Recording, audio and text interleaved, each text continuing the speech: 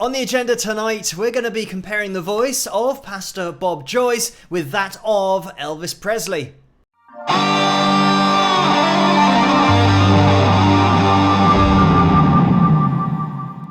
Hello, Phil here from Wings of Pegasus and welcome to another analysis video. If you enjoy this video, please give it a thumbs up and subscribe. So this one has been much requested in the comments section. And I wasn't aware of Pastor Bob Joyce before checking out these videos, and a lot of people are saying how similar his voice is to that of Elvis Presley's, and some people have even said that it's actually Elvis who didn't die at all and he's actually Bob. But certainly in my opinion, with the analysis that we're going to be doing, I mean, Bob has said himself that he's not Elvis Presley. I think people just want to believe it so much, but we're going to do a voice comparison here, and you can tell from Bob, just his appearance, that it's not Elvis Presley. I mean, Elvis Presley was one of those guys that had such a distinctive look, even 10, 20, 30, 40, 50, 60 years on. You would still be able to see Elvis Presley. So, just before we get started, to my knowledge, Bob doesn't have any professionally recorded songs. They're just public performances on YouTube. And as you can imagine, these will be at churches and gatherings. So, there are kids in the background and you'll be able to hear some of that on the recording. So, it does make it difficult for the pitch monitoring software to pick up the signals and the voices. Obviously it's going to confuse it because there's more than one voice, but we'll do our best with what we can see. So let's jump into Bob's performance. Once I stood in the light with my head bowed low in the darkness as white as could be, and I felt all alone, and I cried, oh Lord, don't hide your face from me.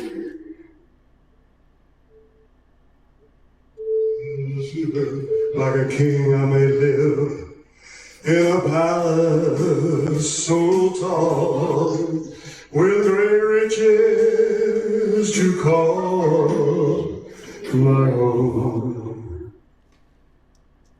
I'm just going to jump in here because, I mean, straight off the bat, you can tell that Bob has got a very similar vibrato, and I've mentioned about how important vibrato is not only with playing the guitar, but with singing as well. It'll give you a unique sound, as Elvis had when he used his vibrato that was so pristine. It was so accurate pitch-wise. He always went right between kind of 3 and 4 semitones, and you can see, and sometimes we can see it on the pitch monitoring software, that Bob's doing exactly the same thing. So his vibrato is wide enough. He sometimes drifts a little bit higher than Elvis used to do, so it means that the 3 or 4 semitones that are being covered by the vibrato, when Bob does it, it's ever so slightly higher than when Elvis used to do it. So that's a tiny difference, but these are tiny differences, and obviously they're the kind of differences that when you're looking for them, when people have said, oh, is this actually the same voice or not,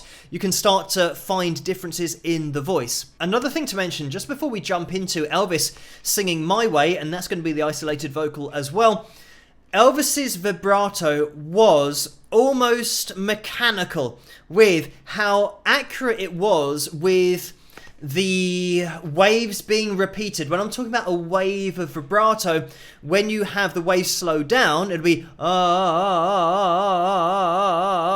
and it was almost like a metronome because it was so solid with Elvis. But with Bob, it does vary, and we might be able to have a look at that. Unfortunately, because of Bob's performance being obviously public and lots of other noises going on, we don't get a really accurate line that we can see on screen. Let's jump into Elvis.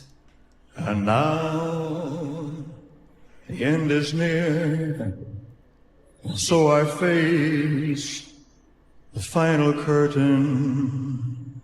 My friend, I'll say it clear, I'll state my case, of which I'm certain. And to those of you who are listening to that vibrato, you might be able to tell that Elvis's vibrato is slightly faster. So his waves are happening more quickly. And like I said, he was really consistent. So the distance between his waves here, his waves of vibrato, I'm talking about pitch here, are always the same. It's solid. It's like a metronome. And maybe I can actually slow this down to give you an indication of the fact that it's the same all the time. My case. It's It's just almost like a car waiting to start. It's so solid. I'm just going to jump over to Bob and play his vibrato in slow motion as well. Nothing in this whole. So you can start to hear, and those were slowed down to the same speed. So with Bob, it's very much more a you get more space between these peaks of vibrato, but with Elvis, it was a smoother transition and a faster transition. So imagine those waves of vibrato just being squashed together ever so slightly, and that was Elvis's vibrato, and Bob's vibrato is effectively Elvis's vibrato, but just stretched out a little bit. So it is something to listen out for, the way that Bob sometimes in his vibrato has that that's slower and then speeds it up more to the speed that Elvis has. But you do get that variation. We're going to listen to Bob again. What I want you to try and hear are the notes where Bob slides in that glissando technique of going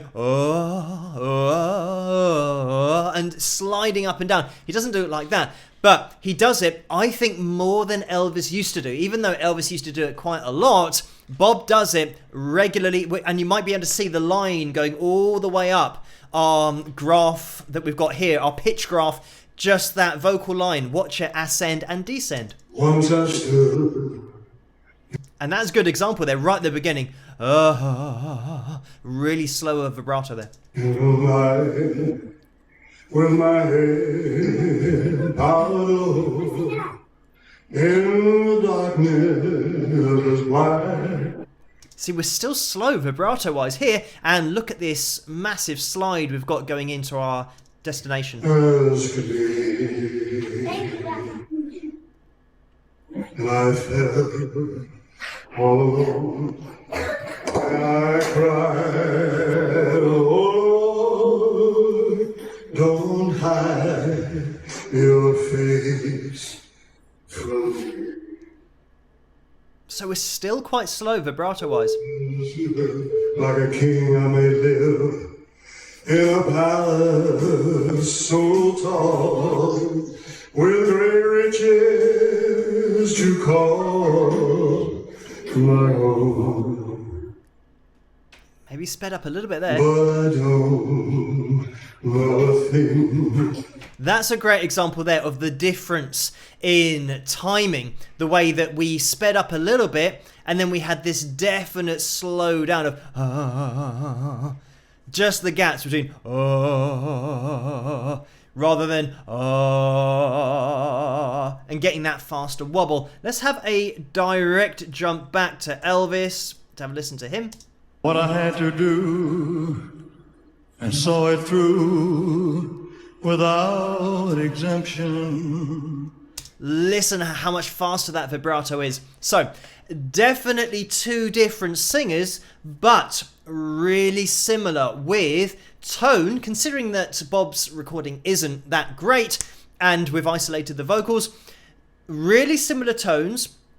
We might have a look actually at the end for when we get that increase in range to how the voice changes, because I think Elvis kept a lot of that sound that he had at the bottom at the top of his range as well. Bob is a little bit more, I'd say, chest voice sounding than Elvis, even though Elvis, of course, when you're trying to imitate his voice, you would take your larynx down for a start. So my voice sits here, whereas if I wanted to go down and went and make that kind of sound, and then do the faster vibrato to try and match the waves up and down that Elvis did, you start to get somewhere close. And I'm not an Elvis impersonator, but I can say that if I really worked at this and put my voice in that place, oh, oh, and just worked at getting that vibrato wide enough, oh, and fast enough, it would start sounding a little bit like his voice, and then I can maybe fine tune it from there.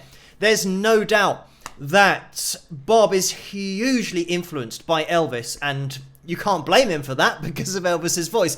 So he's managed to get really close to Elvis's voice with that impersonation and taking on that vibrato. Like I said, it's not exactly the same, but I think most people, when listening to Pastor Bob's voice, will not be able to tell the difference, because a lot of people haven't been in production, they haven't been listening to voices in isolation their whole lives, hearing EQ, how to EQ a voice.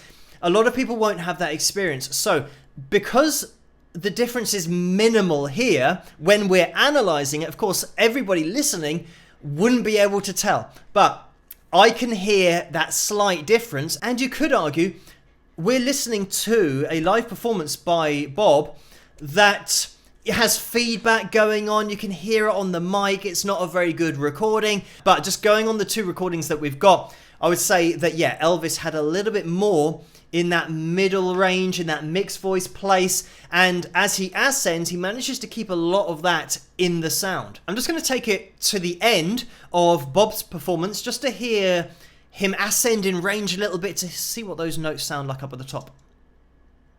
Take my hand, let me stand where Lord stands alone. How many believe? All right, and that is it. So, I mean, we're not going super high here, as you can see from the pitch graph. We're at A3, around that kind of area, so we're just in the baritone range here, nothing really pushing it into the top of the male tenor range. But you can hear that when he does go up a little bit higher, it does change a little bit tonally. Take my hand.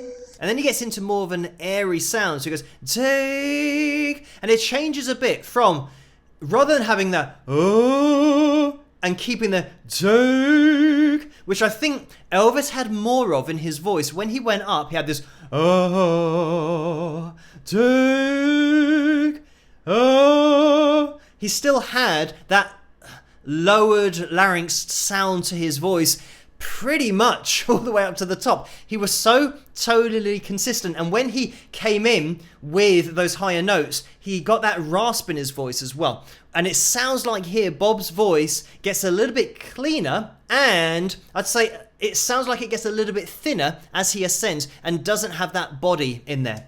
Let me stand. And when he comes down, we get back into that lowered larynx kind of sound. Where Lord stands alone.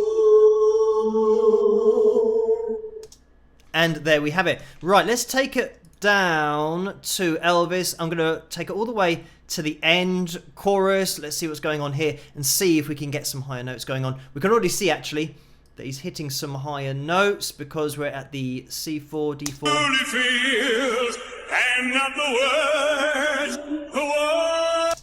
There we go. Listen to the whoop. He's got a lot of that body still in there. It shows I took the blows and did it my way. The record shows I took the blows and did it my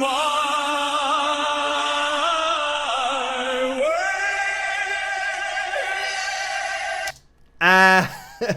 And I mean, that's just Elvis all over. Right at the end, I mean, he hits his high note. That was the G4, by the way. It didn't really pick it up on the pitch monitoring software. I mean, we did get a few bits here, but because of the backing vocals being in there, it didn't pick it up clearly.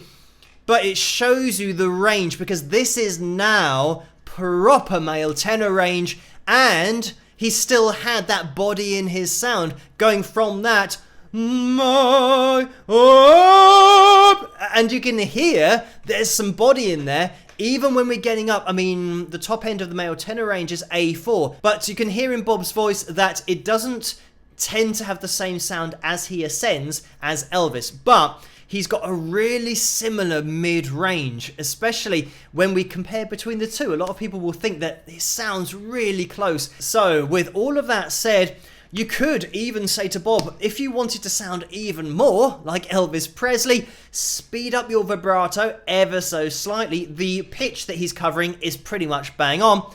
Just speed it up a little bit, and as you ascend with your voice, lower your larynx a little bit so that you keep that that lower part of the voice still in the overall tone and the sound, and then he will start sounding and looking bang on pretty much to Elvis's voice. Those are really the only differences, and it would be great to have a professional recording of Bob's voice into a condenser mic so we can really appreciate his tone fully, because it might be the fact that there is a lot more body in there than we get to hear, and it was just the fact that the video camera or whatever that was being used to record the audio just didn't pick it up as clearly. But definitely not Elvis Presley, but very close, probably as close as you're going to get, unless you're looking at an actual impersonator who is doing this full time as a job, and they have studied what we're looking at here, and they have worked at their voice in exactly the same way that I would advise somebody to. If they were trying to be an Elvis impersonator, you would take their voice and give them all of the tips that they need that we've learnt from this, having the vibrato covering the 3 or 4 semitones, speeding it up to exactly the same speed as Elvis did it, and trying to keep as much body in the sound as possible. And for the cherry on top, add rasp as you ascend, and then you'll be getting pretty close. But I mean, getting pretty close to a voice like Elvis is definitely a great place to be. Anyway, keep those suggestions coming in the comments section below. As always, let me know what you guys think, and if you did enjoy this video, please give it a thumbs up and subscribe, and I'll see you guys at the next one. Rock!